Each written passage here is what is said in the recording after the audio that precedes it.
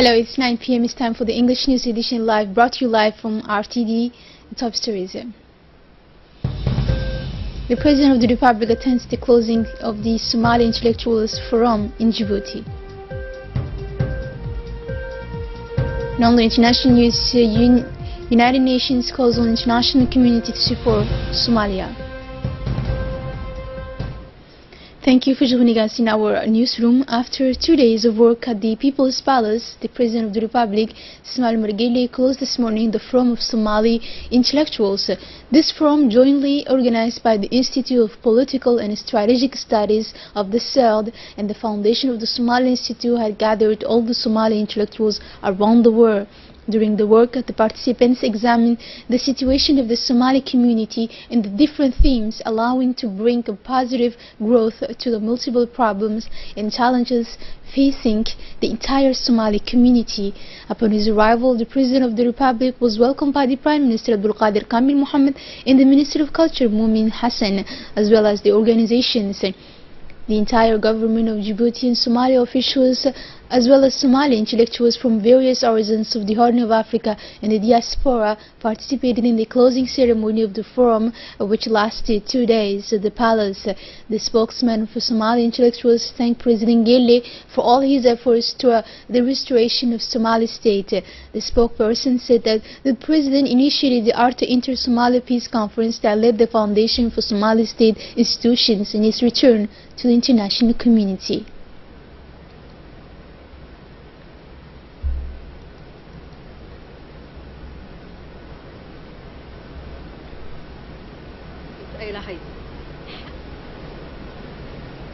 Speaking for this occasion, the head of state has expressed his gratitude to the Somali intellectuals. Here is his speech. First and foremost, let me welcome you, all intellectuals and politicians, to this forum held under the initiative of the Institute of Heritage in collaboration with the Institute of Political and Strategic Studies, known as the SERD. The Heritage Institute will have soon its 5 years of existence. I urge all Somalian thinkers, intellectuals, or politicians to come together and to reflect together for the inter-Somalian agreements. It is necessary before the Somalian community, no matter their place of living, and to open to the other community for establishing a regional integration so that it has a representation with other people of the region for cooperation and to enhance peace and stability. The Somalian identity must be a factor of integration, that is a bond that makes other people who are Somalian think that their culture, their know-how is a stepping stone, a common ground that reflects their Somalianness no matter their place of living. This project is a task to you, the Somali intellectuals. We other politicians will do it for implementing your ideas and serve it, that work as a shared foundation. The second part of his intervention, His Excellency talked about the restoration of peace in Somalia. The Somali diaspora must bring their knowledge, provide their know-how for all Somali people. The diaspora must invest in their home countries. In passing, I urge some members of the diaspora to avoid spreading tribalism. However, most of the diaspora has done much of their economic growth for the Somali region. Added, this is the contribution by the same diaspora of new knowledge, especially in the new technologies. It must be said that our effort to start a Somali state was a success, and today we can say that Somali people took full charge of its destiny. For our part, as politicians, it is up to us to continue our effort. I tell to our soldiers stationed in Somalia, and despite their limited number, to train the young Somali army. Our soldiers will have to strive in order to mediate within the Somali community whenever there is an inter-clan conflict. I specifically ask our soldiers, in addition to their initial mission, to favor understanding and dialogue. On the other hand, tribalism can be a factor of cohesion and not a factor of division. I sincerely hope that the fruit of your work will be beneficial to the well-being and the development of the Somali community. I wish you every success. The Ministry of Women and Family, in close collaboration with the National Union of Djiboutian Women, UNFT, yesterday launched the activities of an exhibition sale of handicrafts on the Independence Square, the public garden located in front of the commercial banks in the historic downtown of the capital. Under the joint patronage of the First Lady and President of UNFT, Mrs. Qadra Mahmoud Haid, the event saw the participation of several members of the government, parliamentarians, diplomats, businessmen, senior officers of the Djiboutian Armed Forces and their counterparts of foreign deployed forces in the country. The initiative is timely. It is a part of the festivities of the country's 40th anniversary. It is in itself a promotional manifestation of the cause of women, and this must be clarified through crafts, and this is why the public garden of the Independence Square has been transformed into a maze of exhibition booths for handicrafts. The exhibitors were like their Djiboutian sisters from yesterday, and today they left nothing to chance to spread their know-how to the visitors of their respective stands. The diversity and quality of their products reflect the emancipatory will of these craftswomen from the capital and the regions of the interior. As well as they tend to give women the place they deserve in Djiboutian society. He also paid tribute to the First Lady's commitment to improving the status of women over the last 2 decades. Nothing could have been achieved so quickly, and as well for the improvement of the status of women in Djibouti without the full commitment of the First Lady. His commitment to the ground with the UNFT first, but also by encouraging all non-governmental organizations, NGOs, to consider the gender dimension in all development projects. After this intervention, the First Lady cut the inaugural ribbon. The UNFT First Lady and President of the UNFT, Mrs. Qadra Mahmoud Haid, set an example by buying a large number of handicrafts. Her gesture, which was highly appreciated by the exhibitors, attracted followers among the personalities present on the scene. And now, continuing with the national news, the Prime Minister Abdul Qadir Kamil Mohammed received this afternoon the Regional Director of the UNICEF, Mr. Gert Capeller, in the Hall of Honor of the Premature, in the presence of the Director of the Cabinet, Yusuf Aulet Farah, and the representative of UNICEF in Djibouti, Mrs. Janab Mahonda. The Regional Director has been in the country for nearly 3 days, and his visit to the Prime Minister's office is part of the recognition of the efforts made by the government in recent years to promote, protect, and fulfill the rights of the child in Djibouti. The regional director also congratulated the people of Djibouti and his government for their generosity on behalf of refugee children and all the poorest people in the country.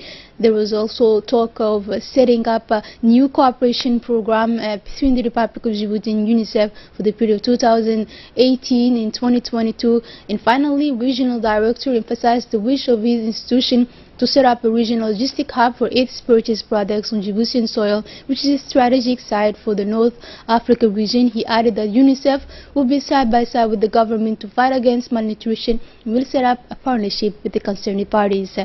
Continuing with the national news, today in the morning of Thursday around 10 a.m., the Minister of Labour in charge of the reform administration, accompanied by a strong delegation of his ministry, made a visit to the Labour and Social Law Inspectorate, totally renovated and rehabilitated as part of the administration reform process.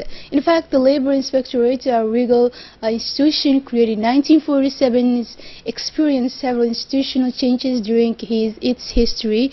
Formerly a service belonging to the Labour Directorate, the Labour Inspectorate has always defended, in accordance with legal provisions, the cause of workers often vulnerable to abuse by employers. With economic development, the Inspectorate becomes a key partner in the governance of the labour market in Djibouti.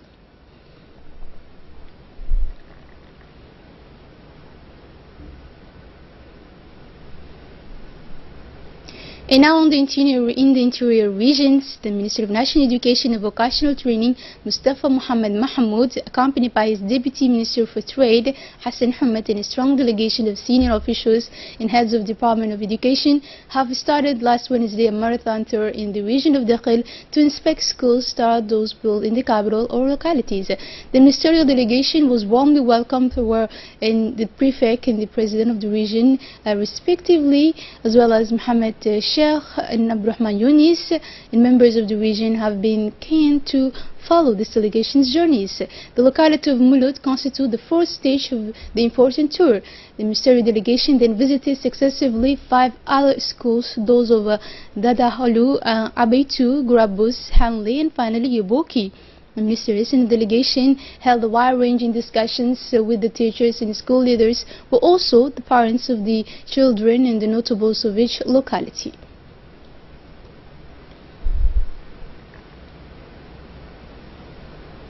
In the framework of the Belbela liquid sanitation project, the National Union of Djibouti Women in partnership with the ONEAT in the town hall of Djibouti has organized an awareness workshop on the good practices of sanitation and hygiene at the Empowerment Center for Women in Belbela, Kesaf. The workshop was intended to raise awareness of community leaders in the Belbela districts concerned by the project. The reprinting of the ONEAD has made a presentation on the situation of sanitation, the actions taken to enhance sanitation, and the different perspectives around this theme. This project has the first objective of resolving the environmental emergency situation related to the wastewater of the Belbela tanks in the quarters. The project consists to transfer wastewater to the Duda purification station via 10 of collectors. The Saudian Institute in Djibouti celebrated Tuesday World Day of the Arabic Language. At the beginning, the Charge of the Affairs of the Saudi Arabia Embassy and the Director of Private Education of the Ministry of National Education and Vocational Training have introduced the Fair of the Arab Language organized by the Institute to commemorate the International Day of the Arabic Language. Students in the Institute in Djibouti have presented the poems on the Arabic language and the role of this school since its creation before 1981. During the event, students participating in this event were awarded.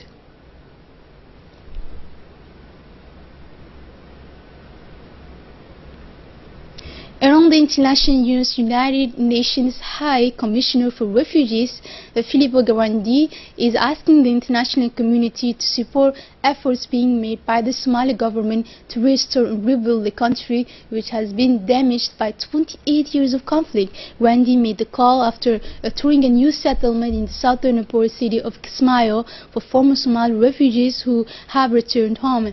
The UN High Commissioner, who highlighted the extent of physical damage caused the over 2-decade conflict, expressed content with the visible signs of restoration and economic activity in the streets, including small businesses run by returning refugees. There are currently over 2 million displaced Somalis, both inside the country and in exile.